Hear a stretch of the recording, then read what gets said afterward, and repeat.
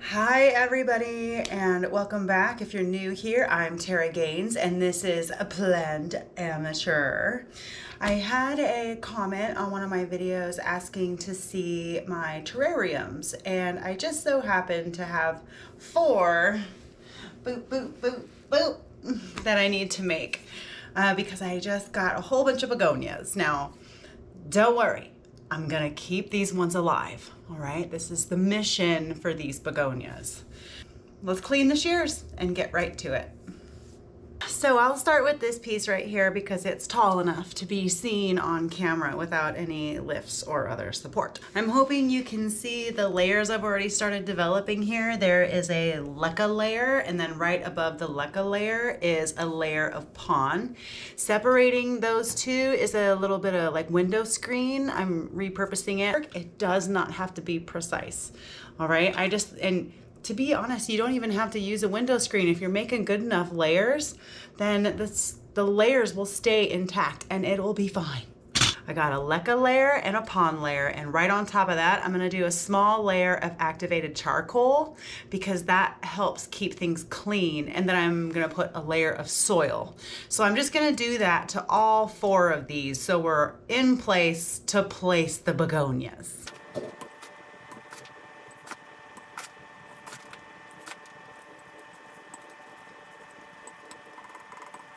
Now I've gotten the dirt in and I've created a little slope in each terrarium. This will help indicate what is the front and what is the back. So as you might imagine, when the dirt slopes upward, the high part of the dirt will be the back and the low part will be the front. This just helps make it possible to see more of what's going on in the terrarium. You don't have to make it sloping. You can make it however you want. Another good reason for the slope is because if there's defects in your glass, for example, this piece of glass has some kind of seam or ribbon in it, a good way just to hide that is by sloping the dirt up and into it. What defect? Now that I've got all the dirt where I want it to be, I'm just gonna take a mister and pre-moisten the soil.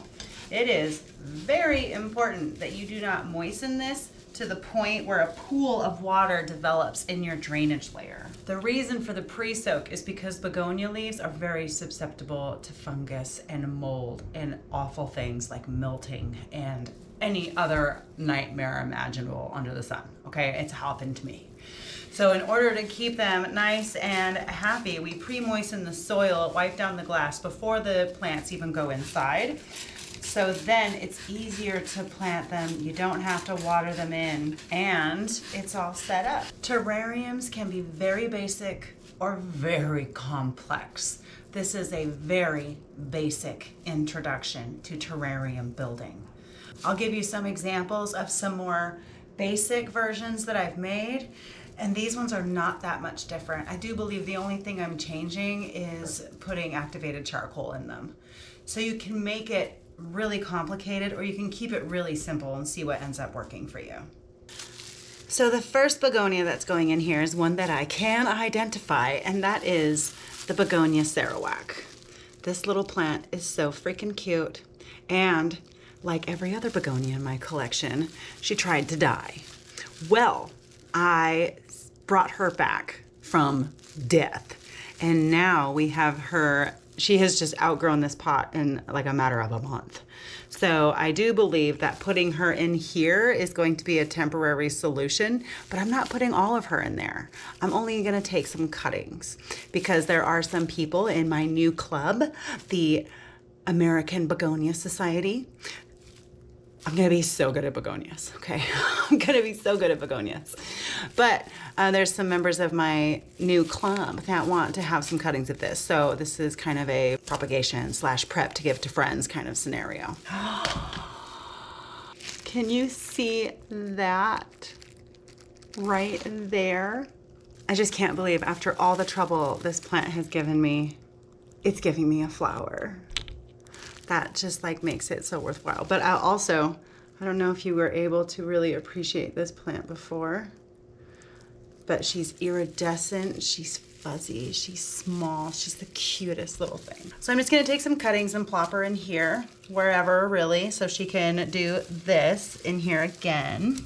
But I think I'll take this already existing cutting and I'm just gonna push it into the dirt. And again, we're just gonna see what happens. I don't know what this guy's gonna like or not like. This is also just another way if this plant decides that this situation isn't good for her anymore, then I'll have another situation that could be better.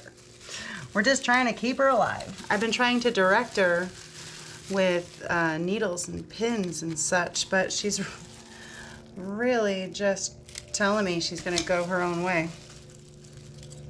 You can go your own way. I'm not putting any pins or stakes in there. I'm literally just gonna let her root into the soil all by herself with it pre-moistened. And then I have this begonia, and it is a leaf cutting that I probably should not mess with, but I have to mess with because I have it in a cabinet, but this moss is drying out too fast. And if you know begonias, they like moisture. They don't like wet, but they like moisture. And so the cutting is one way to propagate, and this is another way, is propagating the leaves. We have no roots growing yet, which is not surprising. Just put some of this moss in here with it because that will help. And I'm just gonna dig it into the soil there. Then I'll take some more of this moss and I'll stick that in between the mosses.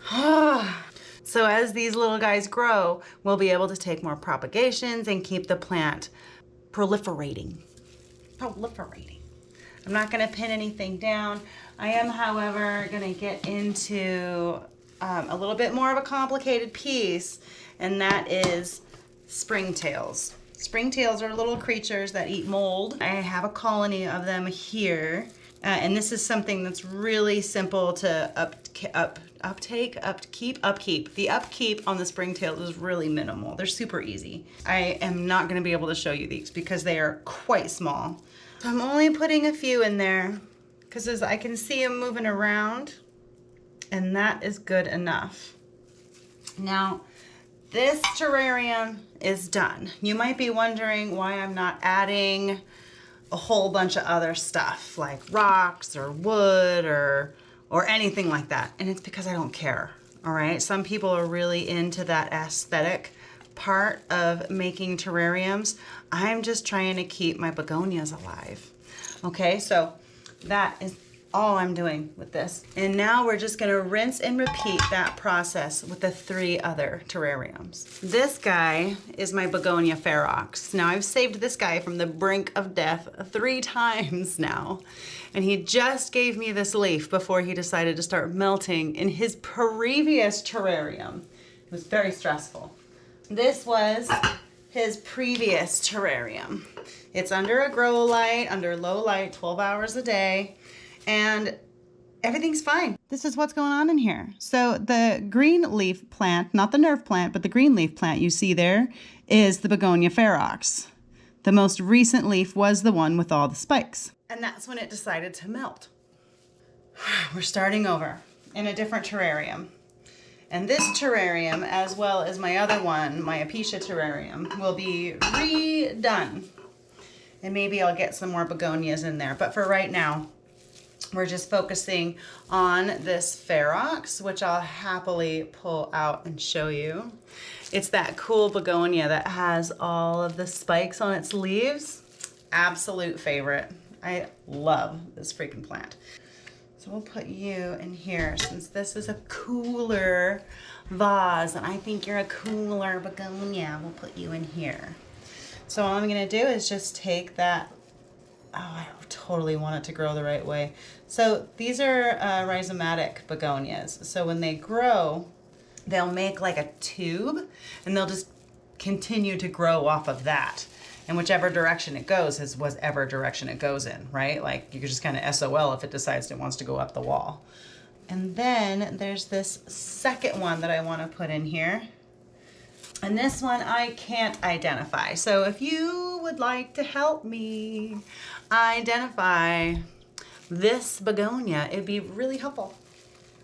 I would like to know. It does have that same kind of mottled slash textured and or maybe bumpy exterior surface, I'll say, there's roots on the leaf. Look. Oh, block me. Can you see it? Oh, that's cool. Okay, so it looks like this.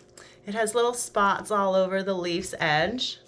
And it's a nice green color, and it's kind of red and brown and definitely dimpled on the bottom side. Oh, that's so cool. Let me know if you know which one that is. Stick that guy in it, and then I'm gonna gather the dirt around it. I'm gonna be so gentle with these things. If you've seen some of my previous videos, you know I'm kind of roughhousey with plants, so I'm being careful because I love these things. I really want to make these guys live. Another begonia, I have no idea what it is this guy. But he has this most beautiful venation. I've never seen one like him before. But I've cracked one of the ways to propagate the leaves is to crack around the big veins. You can see where I've cracked them there. And then that's the part that you'll stick into the soil. And over time, it will root and become a new begonia. Over time, you have to have patience. Lots of patience. This one's totally rotted. Can't use it. Pick a different one. This is another begonia that I have no idea what it is. But it has this beautiful green, kind of red, kind of iridescence to it. And I do love the iridescent begonias. They're very breathtaking. And my sister gave me this little triceratops. So it's not completely empty in here. Gotta add some springtails. And then we have this begonia here. And now I'm not sure what this one's called either, but oh my God, he's like the perfect goth begonia. He's all green and black and fuzzy and hairy. I'm very excited about this begonia. So all I'm gonna do, whoever had prepared this guy had put him in fluval stratum, which is a great stratum. Everybody can use it, it's fantastic. It's an aquarium stratum. I'm not too particular on it, I don't care. So I'm just gonna keep it in its fluval stratum. I'm gonna make a nice bed of moss for it because it's already growing little babies. I'm not too concerned about this guy. I know he's gonna keep going. So he just needs to have a good situation to jump from because he's already growing babies. He's like, he's a sure thing. He's a sure thing. So we've got all 4 of our new terrariums substrated and filled, and we all have a plant or a setup that we like. And so from here, I'm just gonna take a paper towel and wipe off the excess moisture on the wall so it's nice and clear and pretty to see through. I'm gonna do that for all of them. And then following this step, I'm gonna seal them up. So I've cleaned off all of the glass with the excess moisture. That doesn't mean that there isn't still excess moisture in here, but we're gonna seal it up with this plastic wrap because I got this piece secondhand. It didn't have a lid, or maybe it never had a lid. Not sure, but this is how we fix that. You just take some cling film, some saran wrap, you find the edge, see how much you're gonna need, try not to be wasteful, and then we cut it. And then from there, just pull it tight so it seals everything on the inside. I'm just making sure I got all the excess. And once you get your cling film all nice and drum-like, we're just gonna take some scissors and cut around the edge, leaving about 1 centimeter to 1 inch of excess around the edge. Notice as I cut, the drum doesn't change. It is still tight across the top. And then we're just gonna fold it down. 1 terrarium, done. And then you, without a lid, same thing.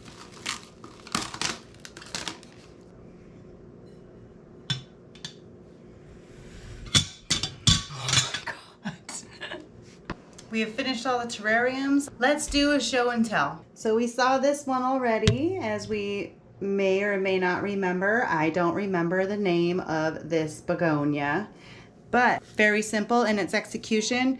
We got a saran wrap lid, several layers, good drainage if it needs it. We put some springtails in there and some moss that was growing on my terrarium. This terrarium is my begonia subicida, and it also has a nerve plant in it, and I can't remember what that begonia is called right there. Probably because it's not a begonia, but it's something that likes to grow in the same kind of way that begonias do. That's why I put it in here with it.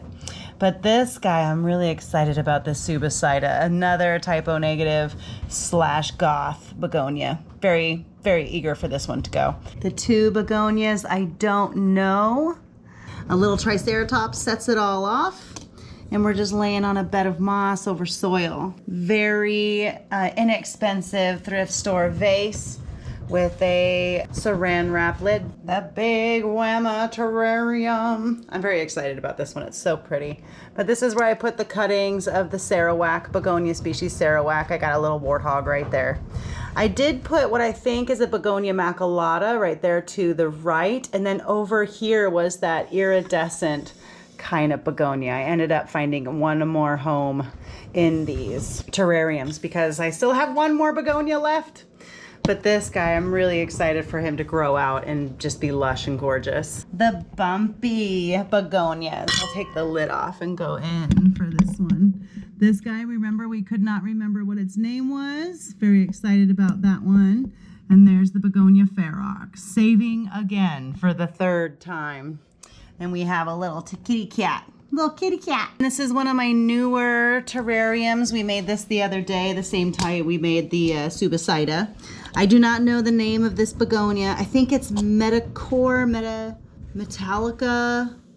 Metallicor, something like that. I'll write it on the screen.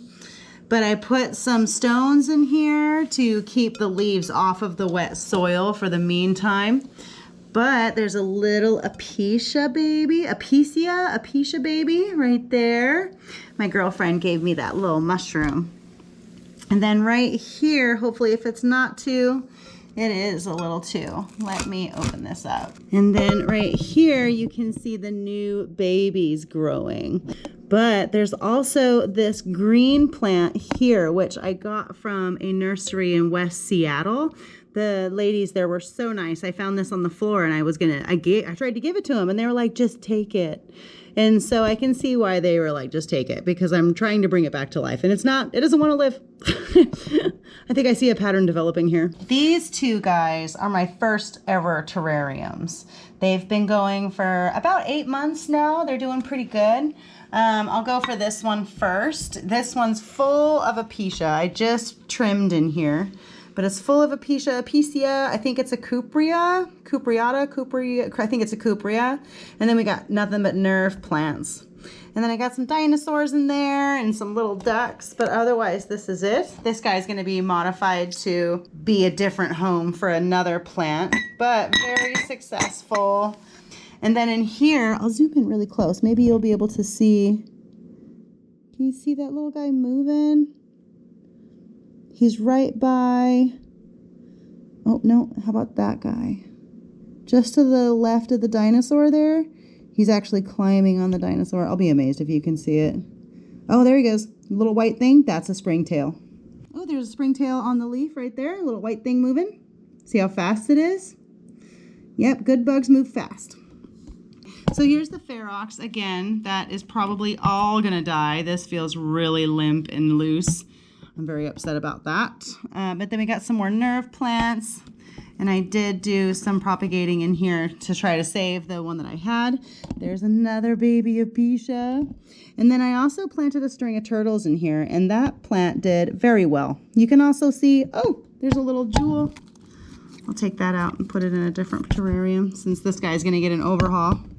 But I put the string of turtles in here. And that has started to take off and is doing quite well. I don't know why the ferox decided to rot. His rhizome went from here all the way over to here and the whole thing just rotted. Like it was literally a 2-day process. I was like, something's wrong. And the next day I was like, I'm gonna take that leaf. And then the next day, like the rhizome was all rotted out. But say lovey, it is what it is. All right, guys, thank you so much for joining me today. I still gotta find one more home for this last begonia. I'm Tara Gaines. You've been watching Plant Amateur. Thank you so much for joining me today. I appreciate it. Make sure you do the YouTube thing and let me know if you have any questions. If I can be helpful, I'll absolutely try. Thanks again and enjoy yourself.